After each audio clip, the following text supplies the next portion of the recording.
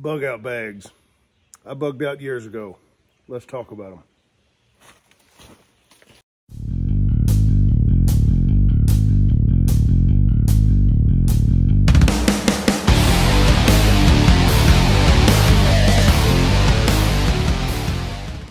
All right, y'all, bug out bags. Bugging out in general. What does that mean? What is the purpose of these bags? I'm going to jump on the ATV in a minute. We'll go talk about it, man. I want to show you my sack anyway. That's how I roll.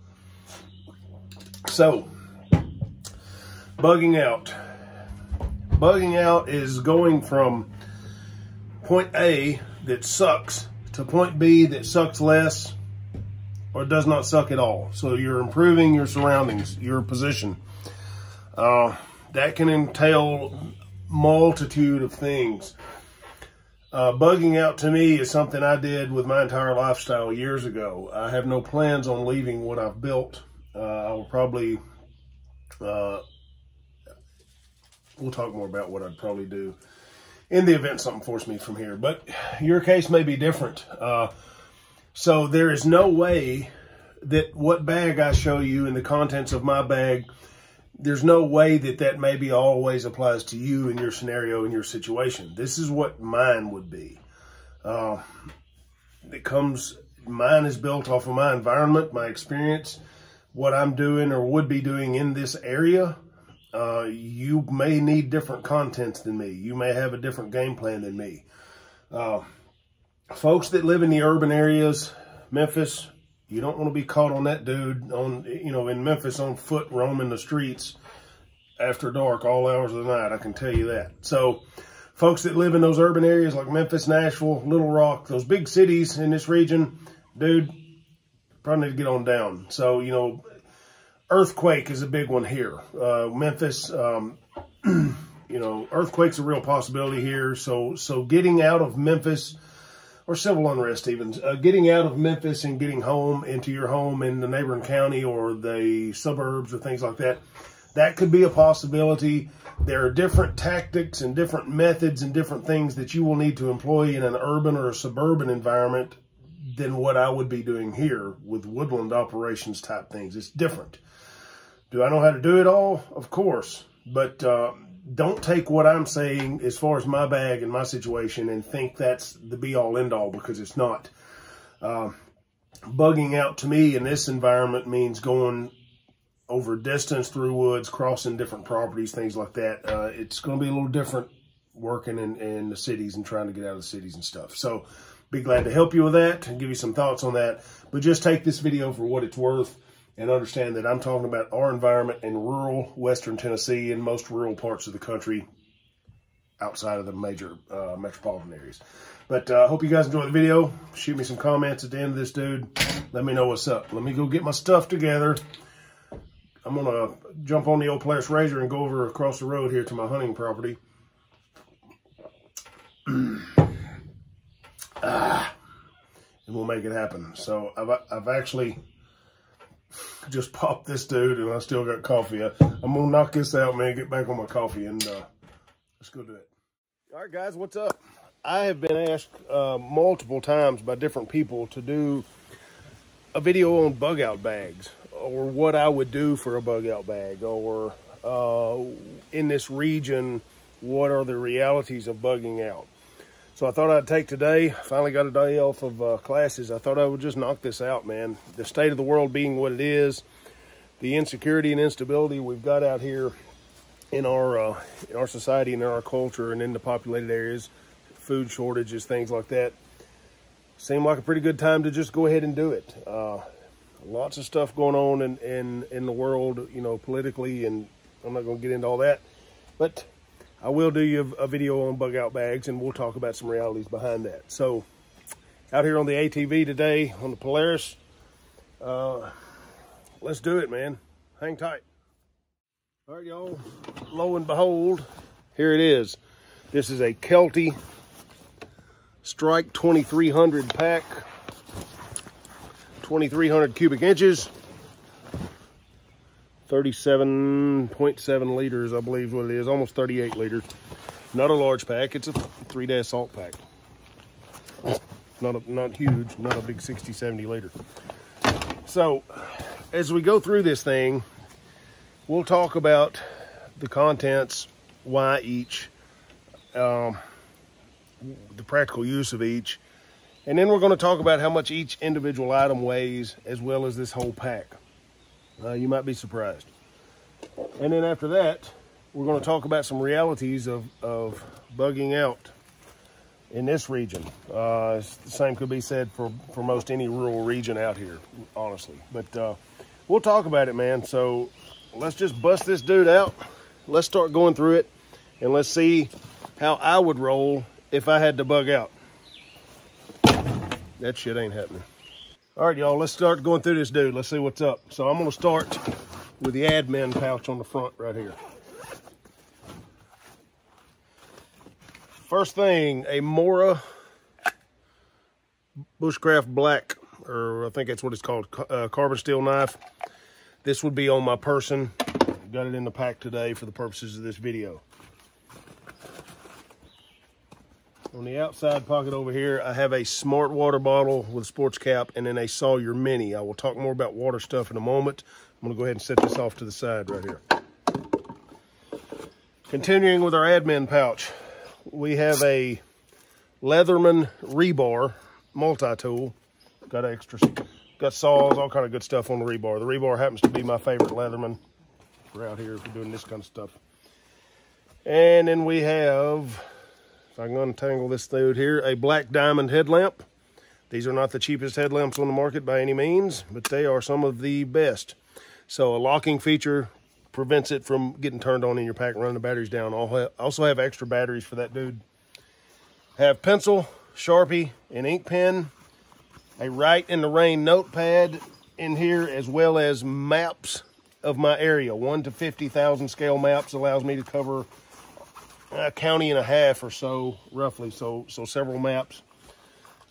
Sunto MC2 compass. I like the Kamingas, the military Kamingas too, but they weigh 2.5 times as much as the Sunto. So for bugging out purposes, lighter weight, man. All right, that's pretty much got the admin pocket knocked out. So let's move on over to this side pocket right here. A Shemagh, handy for any number of things. Cooling yourself off, washing your balls in the creek, doing whatever you got to do, improvised tourniquet. Shemagh is a great piece of gear, tough as nails. Then we have what I would boil or heat water up with for our food. I have a small Msr Fuel Bottle that's got camo tape wrap on it. I don't like the Msr rocket stoves and things with the canisters. I don't want to carry the canister around, that big around. I don't like the noise. They're noisy as hell. So I like to run alcohol burners. So as you guys can see right here, I am running toques. All of my cookware is titanium toques. That's all I use. That's all I'm going to use. I do have like military surplus things that I get out for fun occasionally and use around camp and stuff like that. But when it's backpacking over distance, it's toques. This is a 750 milliliter pot with a top. And inside of this dude, first of all, my titanium Pimp Daddy spork right here. But inside of my cook pot, we have the Toques titanium pot stand. It's a 4-piece deal. Put this dude together. The pot sits right on top of it. And we also have the Toques alcohol burner. It weighs nothing. It's tiny. That's why I run this stuff. It's tough. It's good. It's a little bit on the pricey side. Toques titanium stuff is a little bit expensive, but you get what you pay for sometimes in this stuff. So there is what I would heat or boil water in for meals or what have you, coffee, whatever you want to do. Insert your favorite fucking food and stuff here, right? You do what you do. This is what I do. All right, let's check the other side pocket. Orange bandana and a emergency whistle. A whistle with no P or no ball in it, because that dude gets wet and freezes, it don't work. So emergency whistle, orange bandana for flagging, doing whatever you got to do there. Fire kit, fire bag. We have storm matches, a Bic lighter with duct tape. Also have one of those in my pocket. And a 6" by 1/2 inch diameter ferro rod with a lanyard attached. There is also tinder inside of this match case, but the duct tape is your tinder. Duct tape, get what you need from the nature the rest of the time. Cedar bark, tulip poplar bark. There's tons of resources out here to make bird's nest and to get tinder or fuel. But duct tape, it's going to work every time. I don't need fire plugs. I don't need cotton balls and Vaseline. You can carry that stuff if that's what you want. It makes life easy. That's just what I do. Good pair of gloves for handling firewood, doing whatever you got to do around there. Take care of your hands, obviously. And then we have a little rope bag. This has paracord with a quick deployment ridge line in there if I need it, some extra paracord, a roll of, about a half a roll of number 8 bank line, and then some pink flagging tape that can be used for numerous things, signaling, rescue, whatever you got. All right, now let's bust open the main compartment. Right after, I have some of this lovely coffee. All right, right on the top side. Not because it has to go on the top side, it's because of where I put it in there at. Do what you do. First thing, this is our food bag. This is enough food to be comfortable for about 3 or 4 days. In reality, that's a week or more, easily. So we'll talk more about that later. So in here we have Folgers tea bag, coffee bags for coffee. You got to have it, man. I do. We have 3 packets of the tuna. You can get chicken or tuna or whatever in different ones. These don't weigh a lot. Good protein source. Easy to carry. Good stuff. 3 packages of various add water only meals or noodles. You can do camp meals, or you can do like the sides and things you get from like the grocery store that don't require milk. If you needed milk, you could do that. Throw some powdered milk in there. I choose not to do that. Water only stuff there, pastas and rice, things like that. Also, bag of jerky. You can add this to the noodles. You can do whatever to extend meals. It's also a midday treat if you like. And then some trail bars. You can do the fruit and stuff like the breakfast bars, or you can do like the granola and stuff if you want to do midday stuff there, but just some fruit bars or some granola bars and things like that. So if you really wanted to stretch that out, dude, you're talking easily, that's 2 meals, each one of those easily. So there's 2, 4, 6 meals in those 3. 7, 8, 9, 10, 11, 12, 13. So 2 a day, 6 days. Now, if you're good with the intermittent fasting and 1 meal a day stuff like I like to do quite often, dude, you eat once a day. Plenty of food. Plenty of food. All right, so let's move along here. Next, inside of this main compartment, down to the side, I have a Baco Laplander folding saw. Nice, lightweight, good, durable, tough saw. Like it. I have, let me get my arm way down in this dude. I have 4 aluminum, or you could use titanium tent stakes. This is just what I have. I'm a cheap bastard. I'm not going to buy any more. So I have these, I use them. It's aluminum, doesn't weigh much, gets the job done. You can make those from the landscape, but why bother? They don't weigh shit, so just carry them. All right, so inside the main compartment of this pack, I have a U.S. military waterproof laundry bag. Clothing bag is what this is. Drawstring top. This got a number 46 on it. This came from an Army surplus store here in my area. Probably like $3, dude. Great as a pack liner. All right, straight out of the gate, right on the top here, is one of our Ifax. We design and build these. These are equipped with excellent components. We will beat anybody's price on the market. Not trying to sell you stuff, but be careful when you buy Ifax on the interwebs, because you'll get a bunch of junk shit you don't need.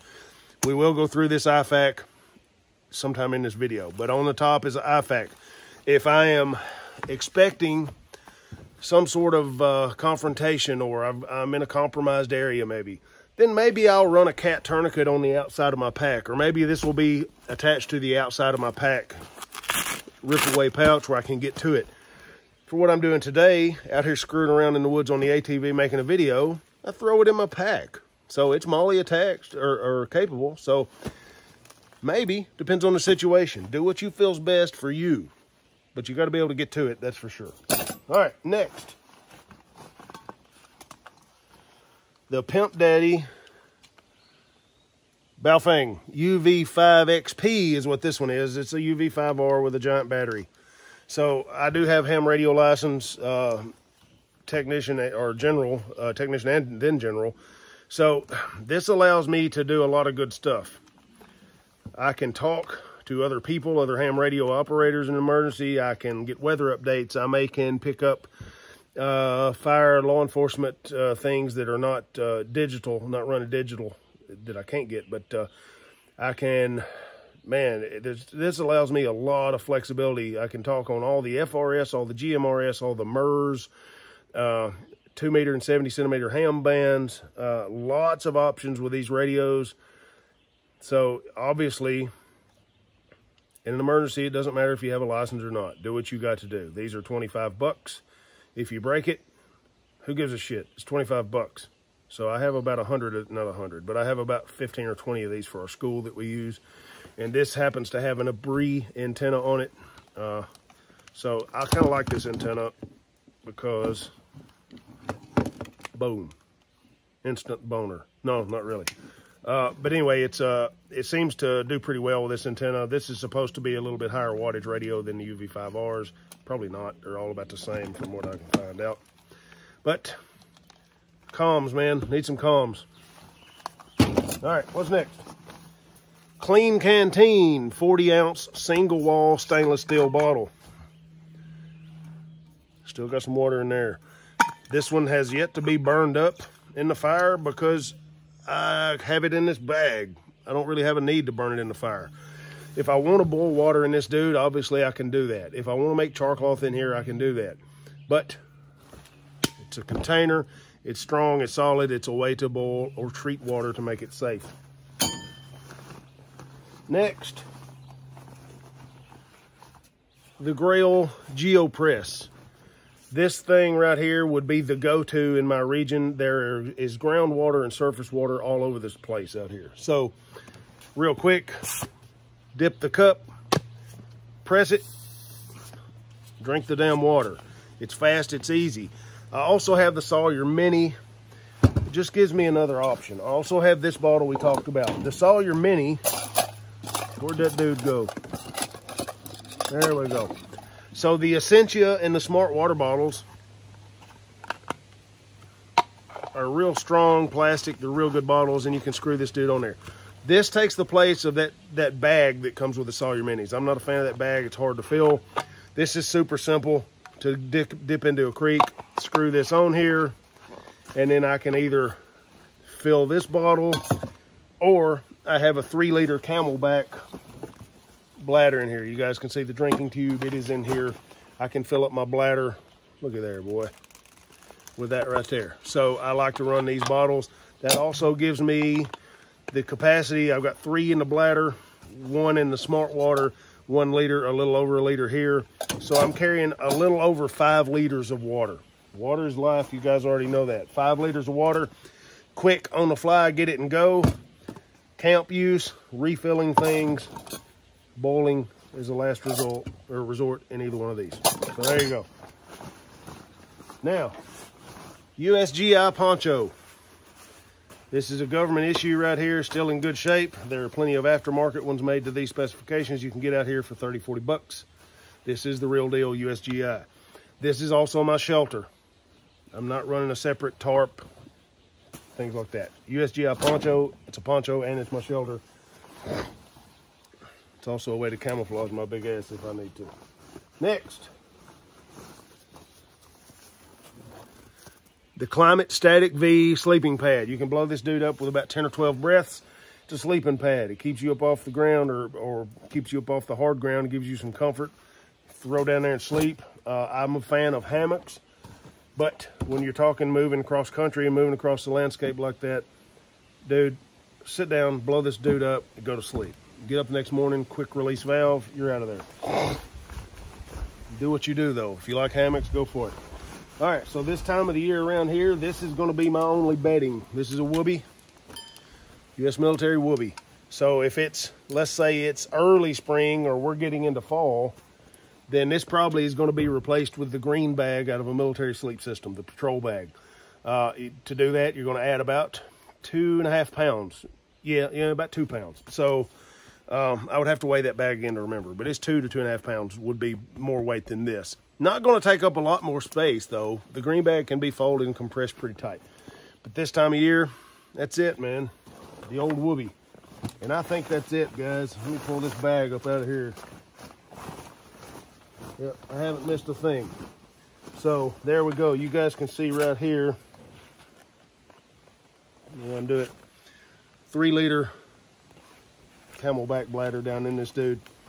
So that would be my bug out bag if I had to travel across the landscape in this region or most rural regions in most of this country. That's what I would do, talking 3 to 4 days in an emergency, pushed out to about 7. Probably could go longer than that, honestly. Do you need all this stuff? Not really. Is it comfortable? Makes life a little better, that's for sure. So let me get back to the house, finish my coffee. I'll go into my office where I weighed all this stuff, and let's talk about the weights, and then you'll have a better understanding of what's going on here. Hang tight, guys. More to come.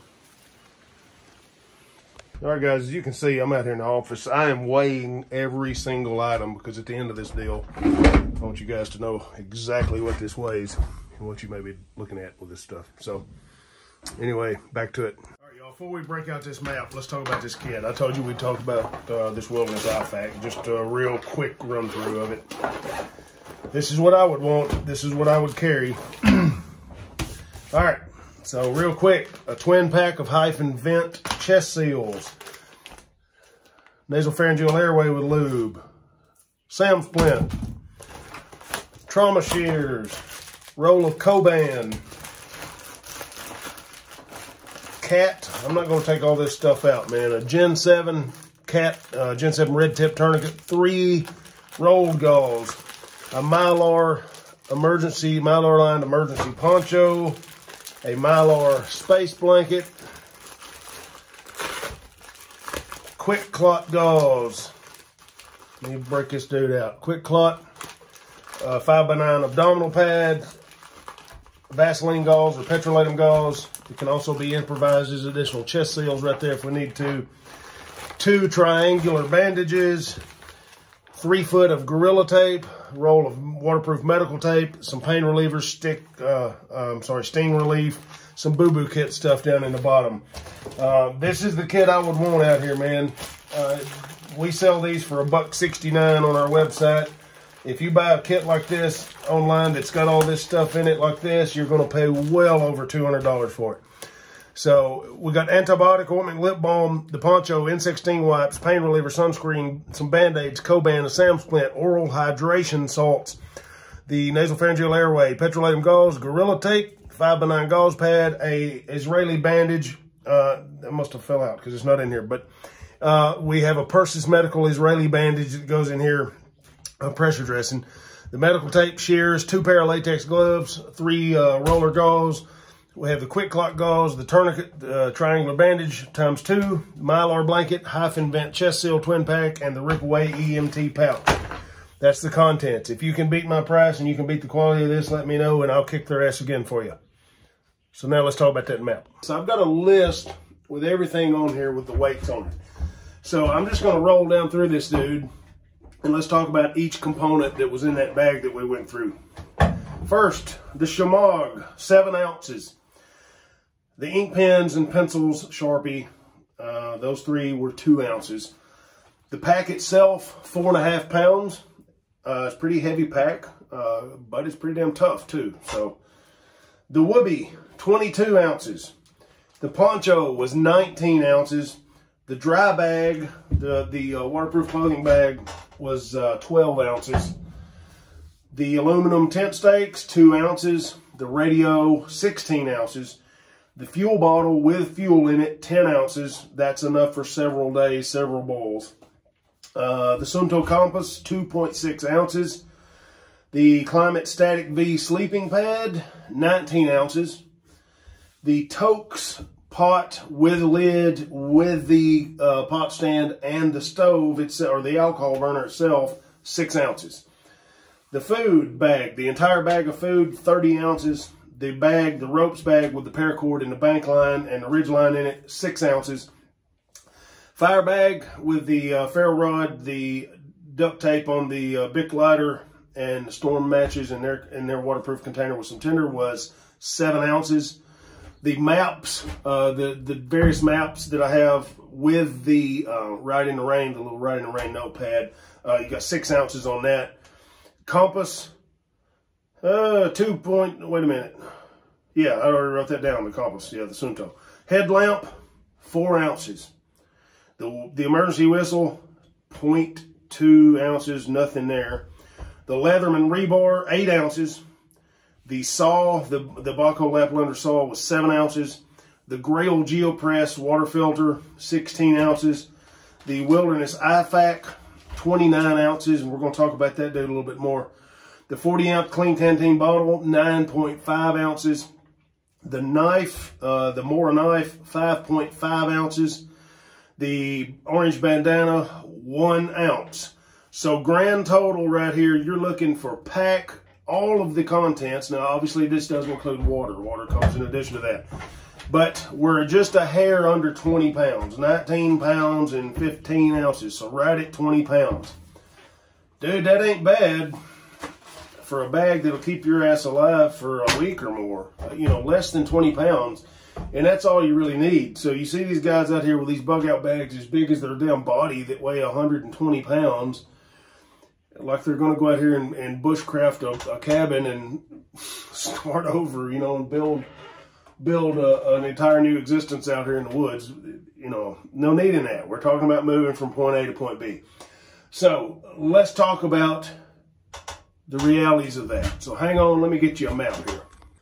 All right, guys, this is Western Tennessee, one of the 3 grand divisions of this state. This comprises about 21 counties.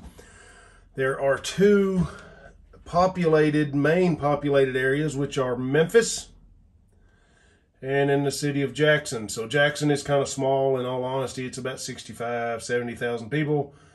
This dude here is 650,000, so over 500,000. So we look right here, we have 1, 2, 3, 4, 5 counties. The Tennessee River separates this. So we're 5 counties across by about 1, 2, 3, 4 counties north to south.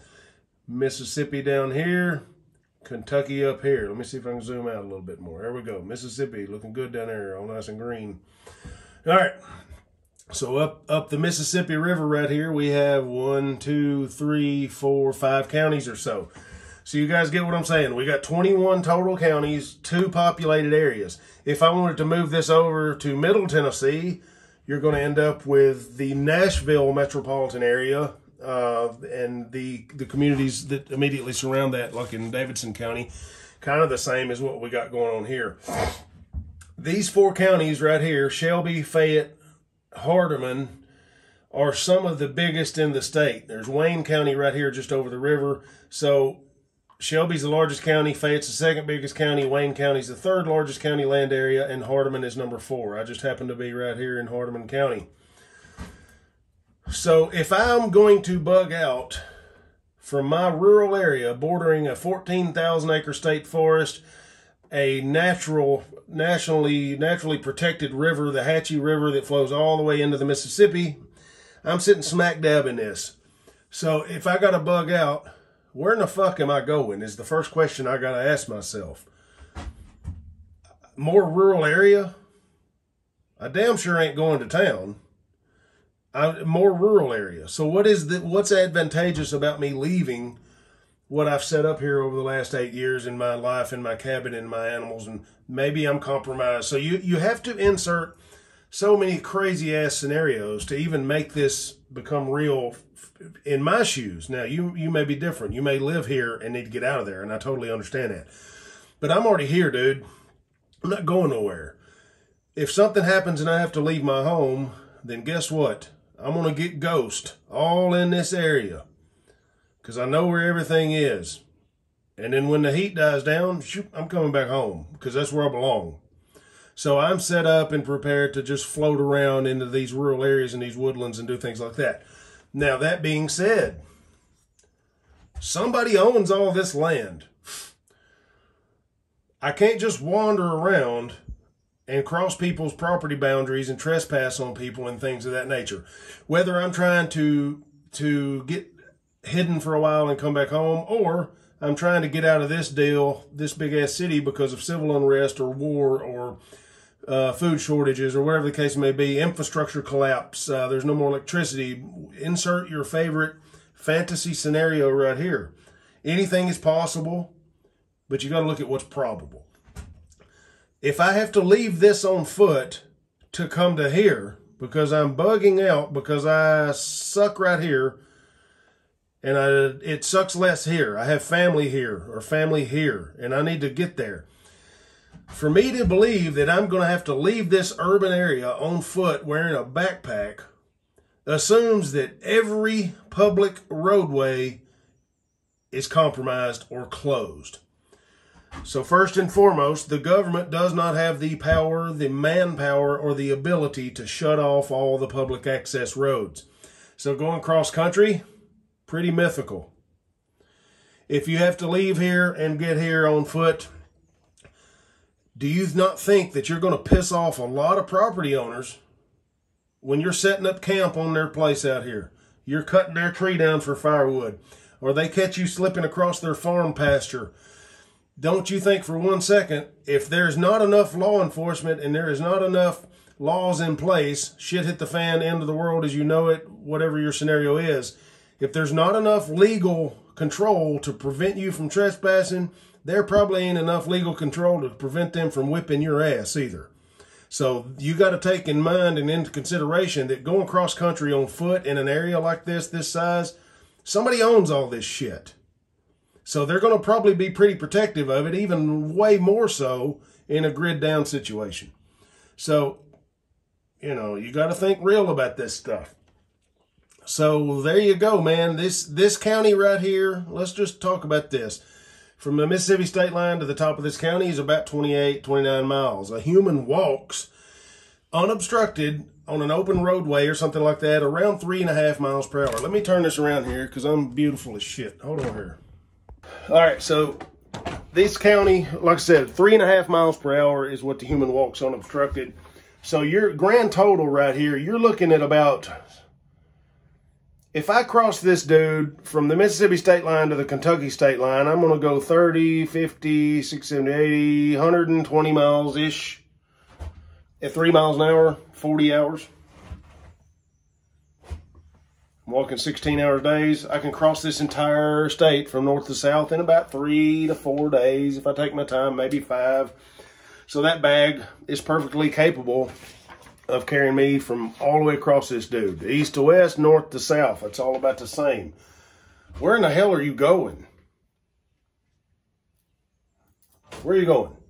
So ask yourself that question.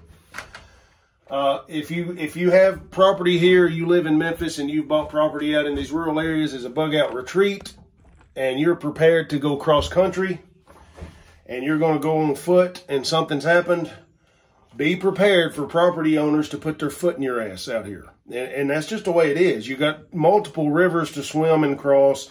So there's some realities in here. None of this stuff with this bugging out is sustainable. It is what it is. So I'm not going to say it's a bad idea. Now let's talk about this with these bug out sacks. let's say I'm on Interstate 40 here and it's a snowstorm. We had a lot of this going on last year in Virginia. There was a lot of people trapped in their cars, man, unprepared, running their fuel out and stuck in there for days.